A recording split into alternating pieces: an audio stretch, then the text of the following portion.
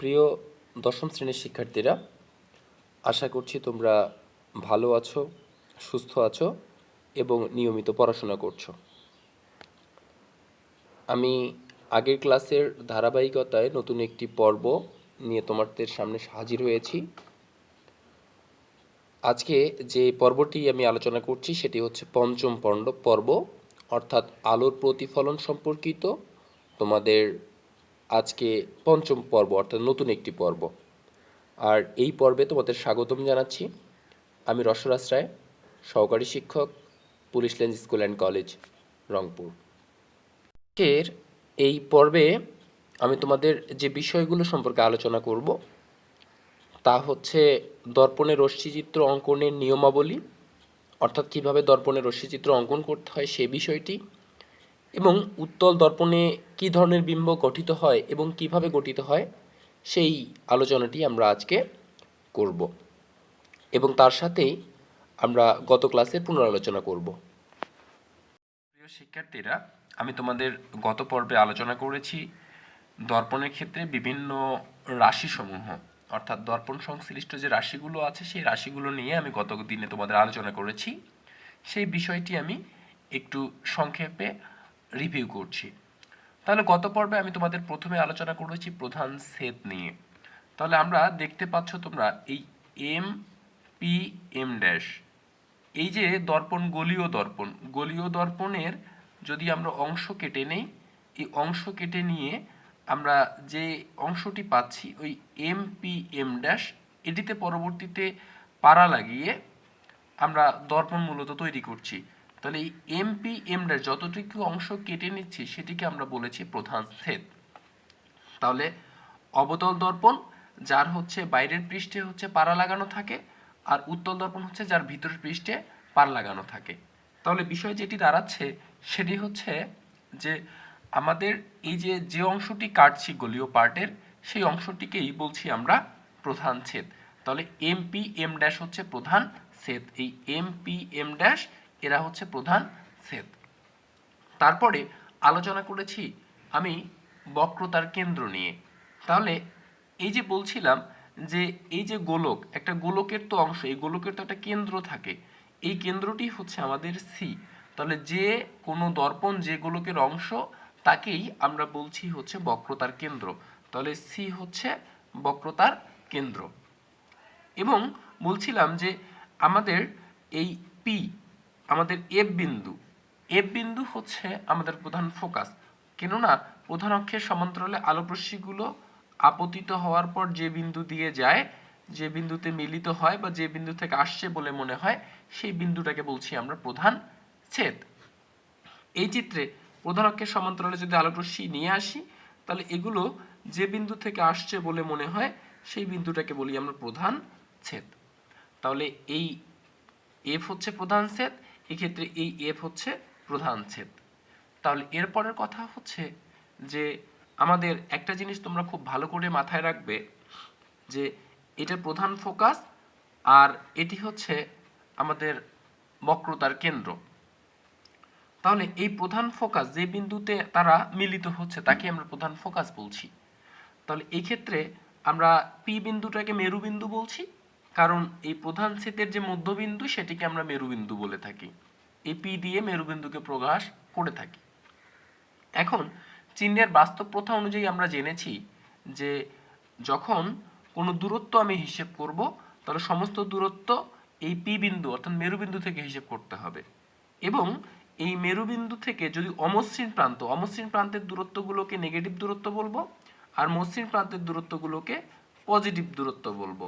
তাহলে যে বিষয়টি দাঁড়াচ্ছে, তাহলে এই অবতল দর্পণের ক্ষেত্রে এর বক্রতার যে ব্যাসার্ধ বা ফোকাস যে দূরত্ব, এই দূরত্বগুলো হবে আমাদের পজিটিভ, কারণ এগুলো হচ্ছে মসৃণ প্রান্তের দূরত্ব মেরুবিন্দু থেকে।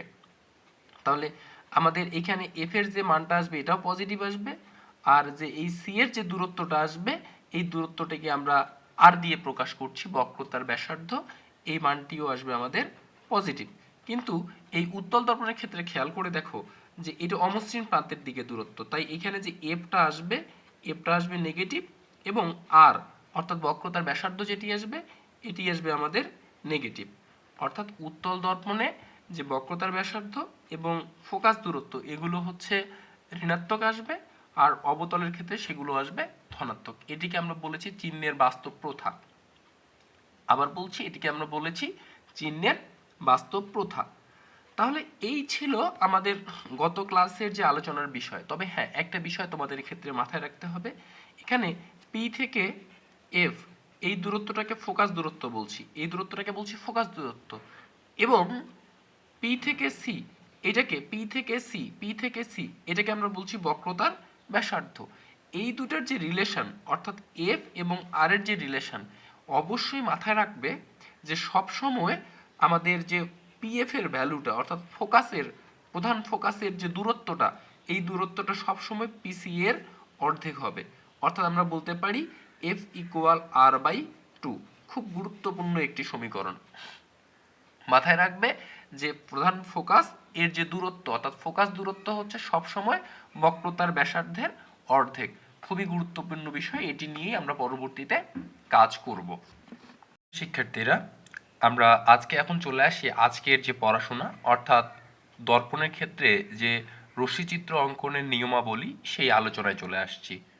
তাহলে প্রথমেই আলোচনা করি যে অবতল দর্পণের ক্ষেত্রে কিভাবে রশ্মিচিত্র অঙ্কন করব।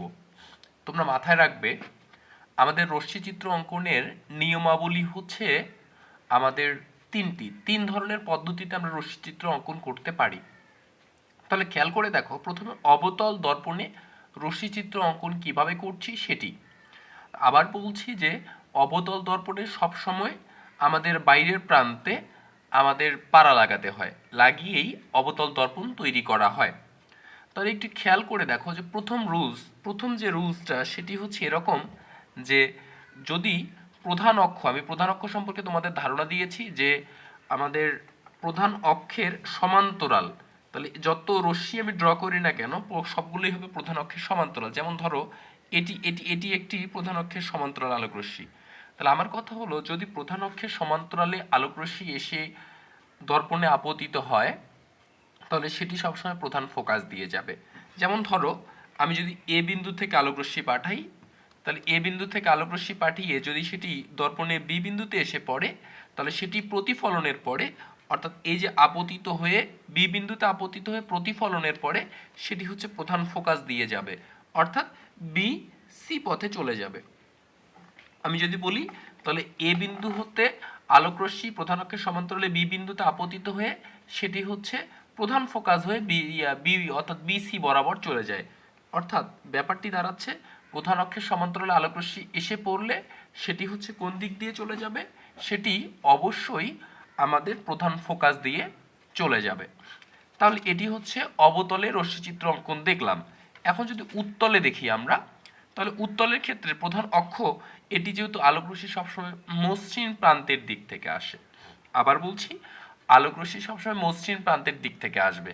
তাহলে আলোকরশ্মি এই যে আলোকরশ্মি প্রধান অক্ষের সমান্তরালে যদি আলোকরশ্মি আপতিত হয়, তাহলে আলোকরশ্মি আপতিত হলো, আমি বললাম কে ডাব্লিউ পথে আপতিত হয়ে আমাদের এই ডাব্লিউ বিন্দুতে আপতিত হয়ে সেটি হচ্ছে প্রধান ফোকাস থেকে আসছে বলে মনে হয়। আমি বলেছি যে উত্তলের ক্ষেত্রে ফোকাস থেকে আসছে বলে মনে হয়, তাহলে সেটি এই বরাবর চলে যাবে, অর্থাৎ কে ডাব্লিউ পথে আপতিত হয়ে কে এন বরাবর চলে গেল।